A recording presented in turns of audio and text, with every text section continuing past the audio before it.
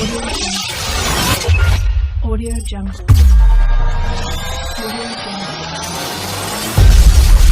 Audio Jungle. Hi friends, welcome to tech code channel. ఈరోజు మనం నేర్చుకోబోయే lesson ఏమిటంటే CSS style sheets. మీకు already previous చాప్టర్స్లో చెప్పేసాను, మేము ప్రీవియస్ ట్యూటోరియల్స్లో మీకు చెప్పేశాను. కలర్స్ గురించి చెప్పాను అండ్ బ్యాక్గ్రౌండ్ ఇమేజెస్ ఎలా పెట్టాలి, బ్యాక్గ్రౌండ్ కలర్స్ ఎలా యూజ్ చేయాలనేది మీకు చెప్పాను. సో ఈరోజు మన టాపిక్ వచ్చేసి CSS style sheets. CSS style sheets అనేవి ఎన్ని టైప్స్ ఉంటాయంటే ఒకసారి ఇమేజ్ చూద్దాం మనం. సో సిఎస్ఎస్ స్టైల్ షీట్స్ అనేవి 3 టైప్స్ ఉంటాయి: inline CSS, internal CSS and external CSS. Inline CSS అంటే ఏంటి, ఇంటర్నల్ అంటే ఏంటి, ఎక్స్టర్నల్ అంటే ఏంటి అనేది ఈరోజు మనం చూద్దాం. ఓకే, ఫస్ట్ మీకోసం నేను ఇన్లైన్ సిఎస్ఎస్ అనేది చేద్దాం. ఇది నేర్చుకోబోయే ముందు ఫస్ట్ మీరు ఏం చేయాలి, నోట్ ప్యాడ్ ప్లస్ ఓపెన్ చేయండి. సో మీకు ఇక్కడ పైన మెనూ బార్ కనిపిస్తుంది, ఇందులో లాంగ్వేజ్ మీద సెలెక్ట్ చేసి హెచ్ ఆల్ఫాబెట్ మీద హోవర్ చేస్తే మీకు HTML అని కనిపిస్తుంది, దాన్ని సెలెక్ట్ చేసుకోండి. సో నేను ఆల్రెడీ మీకు ఇట్లా రాసేసాను ప్రోగ్రామ్ అనేది. సో ఇక్కడ డాక్ టైప్ ఎందుకు స్పెసిఫై చేస్తాము అంటే మనం రాసే వర్షన్ HTML5 కాబట్టి.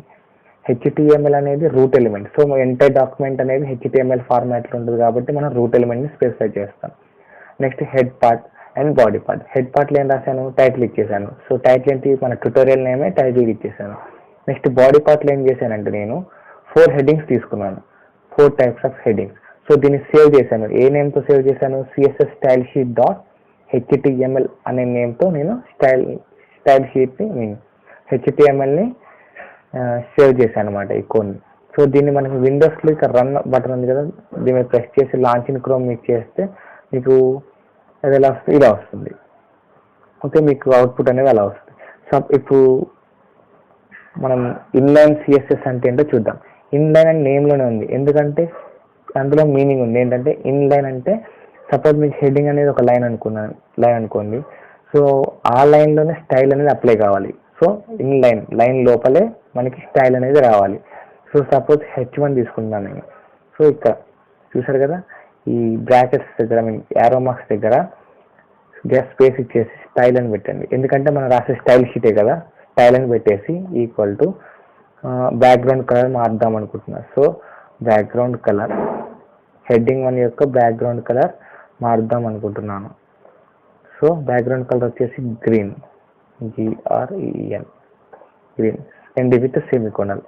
నెక్స్ట్ ఒకసారి చూద్దాం ఇది అవుట్పుట్ ఎలా వచ్చిందో చూద్దాం. మళ్ళీ కొటేషన్స్ మర్చిపోకండి, కోడ్స్ అనేవి ఇంపార్టెంట్.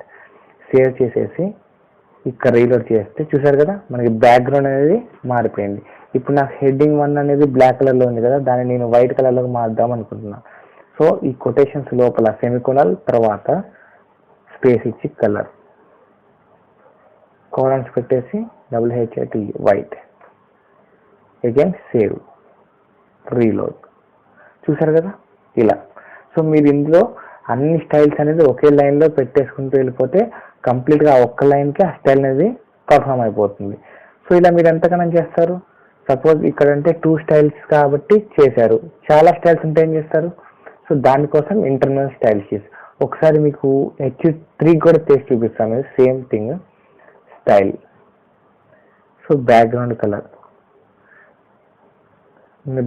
కలర్ పింక్ తీసుకుంటున్నాను. సో పింక్ అండ్ కలర్ వచ్చేసి బ్లాక్ తీసుకుంటున్నాను. Okay, semicolon, codes, save, reload. చూసారు కదా మనం మొత్తం మారిపోయింది. సో హెడ్డింగ్ 1 మార్చాము, ఇప్పుడు హెడ్డింగ్ 3 మార్చాం. సో ఇలా మీరు ఎంత కోడ్ అయినా ఆ ఒక్క లైన్లోనే రాసేయాలి. సో దానికి కాంప్లెక్సిటీ అనేది ఎక్కువైపోతుంది. సో ఆ కాంప్లెక్సిటీని రెడ్యూస్ చేయడానికి మనం ఏం యూజ్ చేస్తాం, ఇంటర్నల్ సిఎస్ఎస్ అనేది యూజ్ చేస్తాం. అది ఎలా యూజ్ చేయాలంటే, సో మీకు దీన్ని నార్మల్గా పెట్టేస్తున్నాను, ఇంటర్నల్ సిఎస్ఎస్ని యూజ్ చేస్తాం. సో దీన్ని మనం నార్మల్గా ఇందాక ఎలా ఉందో అలా పెట్టేద్దాం. Okay, and next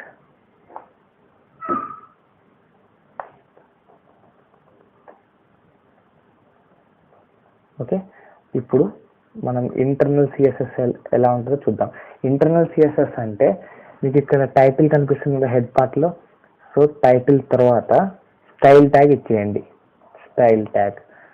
so starting tag and ending tag of the style. Okay, so దీన్ని మనం సేవ్ చేసి రీలోడ్ చేసి చూద్దాం. సో నార్మల్గా ఇందాక ఎలా ఉన్నాయో 4 హెడ్డింగ్స్ అలానే ఉన్నాయి.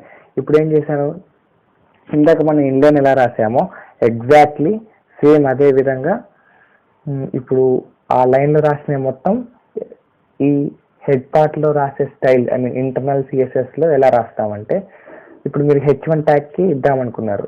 సో సింపుల్గా H1 అని టైప్ చేసి కర్లీ బ్రేసెస్ ఓపెన్ చేసి ఆ కర్లీ బ్రేసెస్లో మీరు ఏం కోడ్ రాయాలనుకుంటున్నారో అది రాసేయండి. ఇప్పుడు నాకు H1కి బ్యాక్గ్రౌండ్ కలర్ చేంజ్ చేద్దాం అనుకుంటున్నా. So background colour green and normal text colour ఏం కావాలి నాకు, వైట్. ఓకే, చూడండి ఇప్పుడు ఎలా చేంజ్ అవుతాం. సో చేంజ్ చేయాలి కదా, ఇందాక ఇప్పుడు సేమ్, కాకపోతే ఇందాక ఏంటంటే కాంప్లెక్సిటీ అనేది ఎక్కువ అయిపోతుంది, ఒకే లైన్లో హ్యూజ్గా వెళ్ళిపోతుంది అనమాట. సో మనం ఇలా కాకుండా మన బాడీ పార్ట్ని అర్థం చేసుకునే విధంగా అండర్స్టాండింగ్ పర్పస్ కోసం మనం అలానే నుంచి ఇంటర్నల్ సిఎస్ఎస్ అనేది రాస్తాం అనమాట. ఓకే, నెక్స్ట్ టెక్స్ట్ అలైన్ అనేది చూడండి, ఇప్పుడు హెడ్డింగ్ అనేది ఎలా మిడిల్లోకి వస్తుంది, టెక్స్ట్ అలైన్ ప్రాపర్టీ. ఇక్కడ నేను టెక్స్ట్ అలైన్ ప్రాపర్టీ అనేది ఏంటి అనేది మీకు నెక్స్ట్ క్లాస్లో చెప్తాను. సెంటర్ చూసారు, హెడ్డింగ్ అనేది సెంటర్లోకి వచ్చేసింది. ఇదే విధంగా నాకు H2కి కావాలనుకోండి, సింపుల్ H2 అని ఇచ్చేసి కర్లీ బ్రేసెస్ ఓపెన్ చేసేసి curly braces in between the curly బ్రేసెస్లోనే మనం కోడ్ అనేది రాసేయాలి. దీనికి బ్యాక్గ్రౌండ్ కలర్ కావాలనుకున్నాడు, బ్యాక్గ్రౌండ్ కలర్ ఎల్లో అని ఇస్తున్నా, yellow. Ctrl+S and again reload. చూసారు కదా, సో దీనికి టెక్స్ట్ అలైన్ కూడా మిడిల్లోకి రావాలనుకోండి, టెక్స్ట్ అలైన్ అని ఇచ్చేసి middle, I mean middle of centre. So చూడండి, సో ఇది కూడా సెంటర్కి వచ్చేసింది. సో ఈ విధంగా మీరు ఎన్నైనా మార్చేసుకోవచ్చు ఈ విధంగా. దీన్ని ఇంటర్నల్ సిఎస్ఎస్ అంటాం. మరి ఎక్స్టర్నల్ సిఎస్ఎస్ అంటే ఏంటి? ఇప్పుడు ఇంటర్నల్ సిఎస్ఎస్ అంటే చూసారు కదా, మీరు కంప్లీట్గా కోడ్ అయితే రాస్తారు. సో దీనివల్ల కాంప్లెక్సిటీ అనేది రెడ్యూస్ అవుతుంది. కానీ ఇప్పుడు మీరు రాసే స్టైల్ షీట్లో ఎర్రర్ ఉందా లేదా అనేది మీకు తెలుసుకోవడం చాలా కష్టం. ప్లస్ ఇంటర్నల్ స్టైల్ షీట్స్ ఎందుకు యూజ్ చేస్తారంటే, మీరు so many types of web pages అనేవి రాస్తూ ఉంటారు.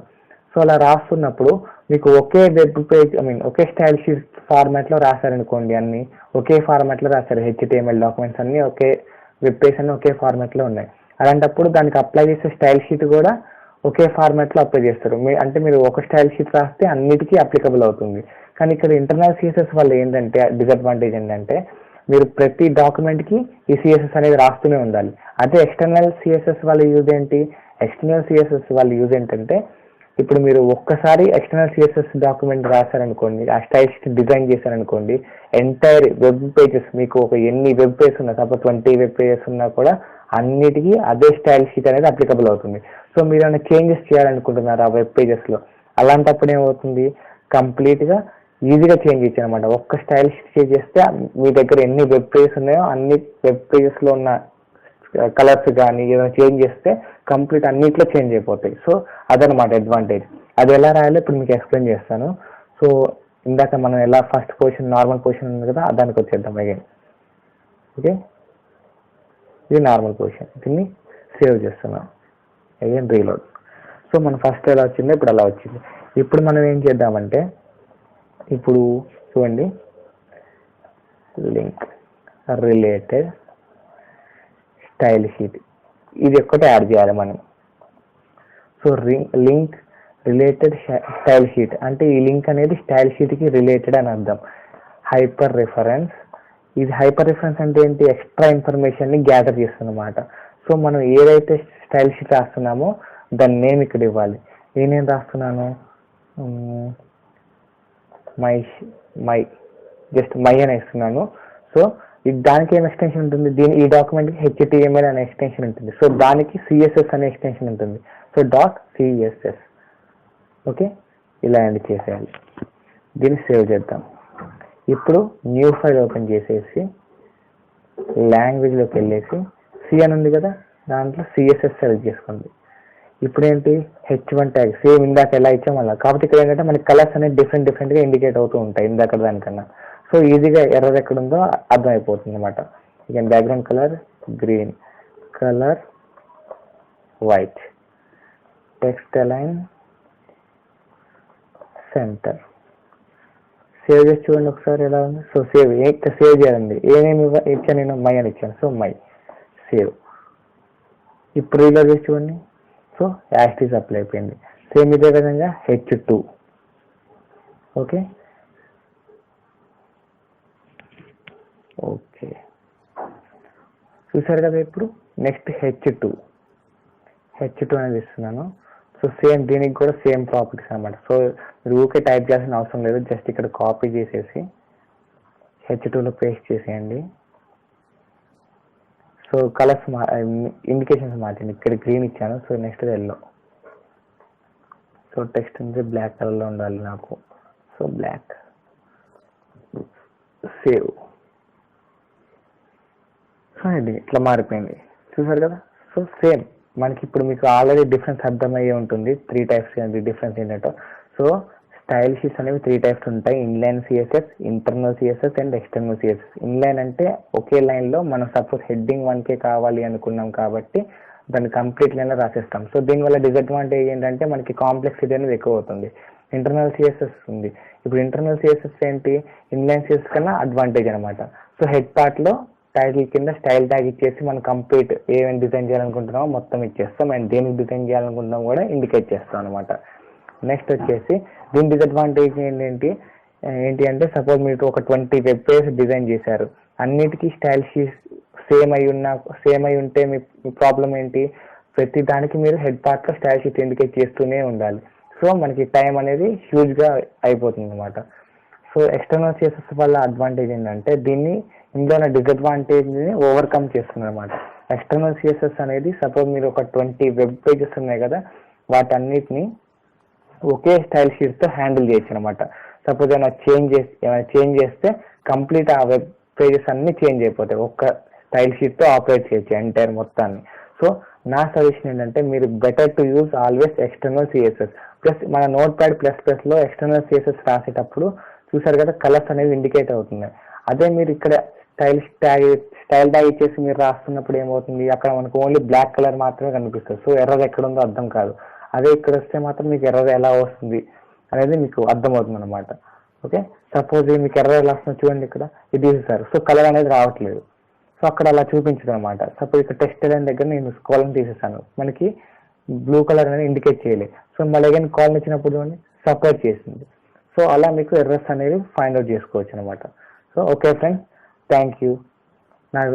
నా వీడియోస్ మీకు నచ్చినట్లయితే please subscribe and share and like. Thank you.